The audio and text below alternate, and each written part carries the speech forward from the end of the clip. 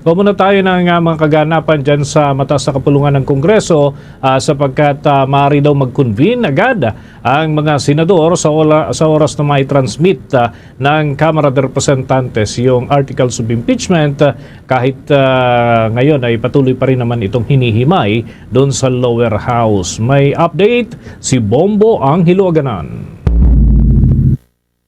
Sinabi ni Senate President Vicente Tito Sotto III na maaaring mag-convene agad ang Senado bilang impeachment court sa lalong madaling panahon pagsapit ng Mayo 4 kung may papadala ng House of Representatives ang articles of impeachment laban kay Vice President Sara Duterte.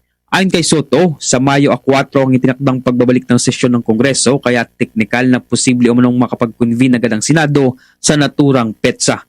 Iginit din niya na agad nilang aaksyonan ng impeachment complaint sa oras na matanggap ito ng Senado. Aniya, ipapaalam niya agad ito sa kapulungan at i-refer sa Senate Committee on Rules para sa kaukulang proseso. Gayunman, nilinaw ni Soto na wala pang tiyak na timeline dahil nasa kamay pa rin aniya ng Kamara ang susunod na hakbang, partikular na kung makakakita ito ng probable cause laban sa Vice Presidente. Ngunit naniniwala umano ang Senate President na makakapagdesisyon ng Kamara sa unang linggo ng Mayo. Technically, we may convene, by May 4. No, May 4 dapat mag-resume na kami. That's just 2 weeks, 2 weeks away. Right now, we don't know. We don't know if the House will pass the articles of impeachment. If they will find probable cause. Right now, tutuusin there is a vacuum. So mahirap magbigay ng komentaryo tungkol dyan except that we have to wait for the decision of the House of Representatives whether they find probable cause. Pinag-uusapan na rin umano ng Senado ang posibleng schedule sakaling umakyat sa mataas na kapulungan ng impeachment complaint laban kay Duterte. Ayon kay Soto, una niyang mungkahi na magkaroon ng whole day session kung saan ang Senate session ay gaganapin sa umaga at impeachment court sa hapon tuwing Lunes, Martes at Miyerkules.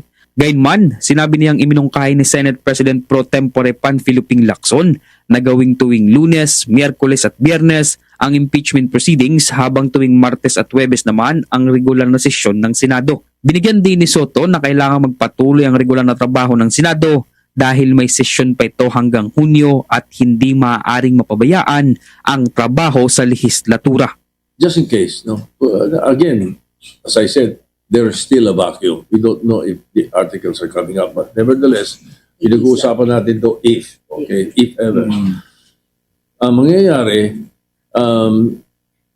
kailangan talaga tuloy pa rin ang Senate, dahil may session kami hanggang June.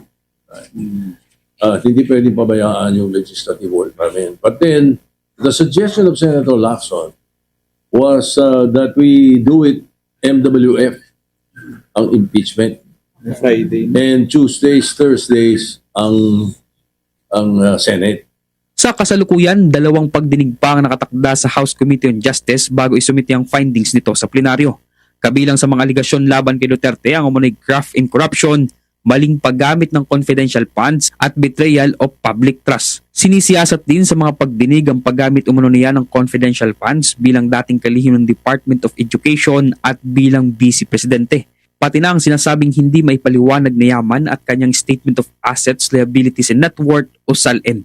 Kung hindi ibabasura ng Kamara ang reklamo, kinakailangan ng boto ng hindi bababa sa 1/3 ng mga miyembro nito upang may padalang articles of impeachment sa Senado.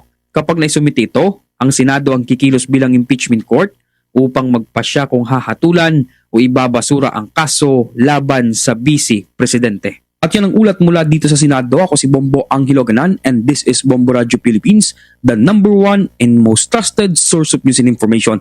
Basta Radio, Bombo! For the most trusted source of news and information, visit our website at www.bomboradio.com. Follow us on Bombo Radio mobile app, Facebook, YouTube, TikTok, and X, formerly Twitter. Like, share, and stay connected. Anytime, anywhere.